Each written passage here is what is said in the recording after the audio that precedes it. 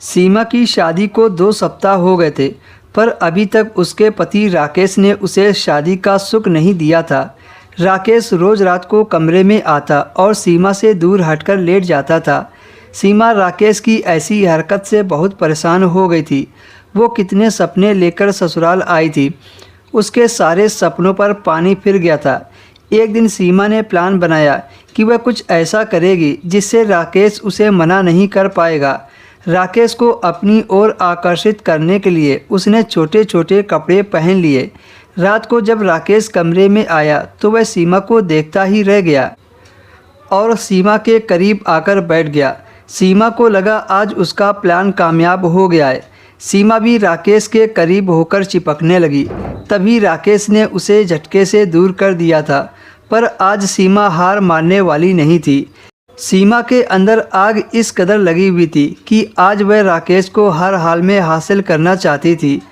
अगर आज वह उसके साथ कुछ नहीं कर पाई तो शायद उसे यह मौका फिर नहीं मिलेगा, क्योंकि अगले 2 सप्ताह बाद राकेश दुबई जाने वाला था और उससे पहले राकेश को हासिल करना सीमा के लिए ज़रूरी था। सीमा भूखे शेर की तरह अपने पति पर टूट पड़ी और इधर उधर चूमने लगी। राकेश की सांसें तेज चलने लगी। तभी राकेश ने सीमा के बालों को तेज़ी से पकड़ लिया, लेकिन सीमा कुछ नहीं बोली क्योंकि वो मदहोश हो चुकी थी। अगले पल राकेश ने सीमा को अपने से दूर कर दिया और कहा, मैं बहुत थका हूँ, और तुरंत रजाई ओढ़कर सो गया। आखिर राकेश दिन भर ऐसा कौन सा काम करता है जिससे वह इतना थक जाता है कि अपनी पत्नी की ज़रूरत को भी नहीं पूरा कर पाता है। सीमा अब इस शादी से पछता रही थी। उसका दिल बुरी तरह से टूट चुका था। वह सिसकारियाँ लेकर रो रही थी और राकेश सुनकर भी पत्थर बना था। कैसा आदमी था जो इतनी खूबसूरत पत्नी को तड़पा रहा था। अगले दिन सीमा अपनी पड़ोस की सहेली के पास चली गई। सीमा को उदास देखकर उसकी सहेली नीलम ने कहा, क्या बात है, तुम इतनी परेशान क्यों हो?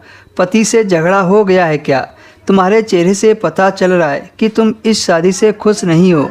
नीलम की बात सुनकर सीमा फूट फूट कर रोने लगी और उसे अपनी आप बीती बता दी। नीलम ने कहा, तुम चिंता मत करो, इसका इलाज मेरे पास है। नीलम ने अलमारी से तेल निकालकर सीमा को दे दिया और कहा, इस तेल को लगा देना, फिर देखना तुम्हारा पति किस कदर पागल हो जाता है। तुमसे सारी रात बेइंतहा प्यार करता रहेगा। ये ऐसा तेल है, मर्द के किसी भी हिस्से में लगाते ही बेकाबू हो जाते हैं। सीमा उस तेल को लेकर घर वापस आ ही रही थी कि तभी उसे बचपन का दोस्त मिल गया। वह सीमा के पास आकर उसके बारे में पूछने लगा। उसका नाम आरके था। वह दोनों एक ही क्लास में पढ़ते थे। आरके हमेशा सीमा से कहता कि मैं तुमसे शादी करूंगा। सीमा मजाक में उससे कह देती, चल तेरे से कौन शादी करेगा। सीमा और आरके दोनों पक्के दोस्त थे। वह हर अच्छे बुरे वक्त में सीमा का साथ देता था और सीमा का दुख बिल्कुल भी बर्दाश्त नहीं कर पाता था। कुछ देर तक दोनों ने बातें की और फिर सीमा घर वापस आ गई।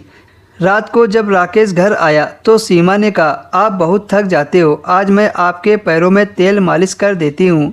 राकेश ने सीमा से तेल मालिश करवा लिया। सीमा ने वही तेल राकेश के पैरों में लगा दिया जो उसकी सहेली ने दिया था। तेल लगाने के बाद राकेश के शरीर में जो करंट पैदा हुआ उसे देखकर उसके पैरों तले से ज़मीन निकल गई। दोस्तों, इस कहानी का अगर आपको पार्ट 2 चाहिए तो कमेंट में पार्ट 2 लिखें।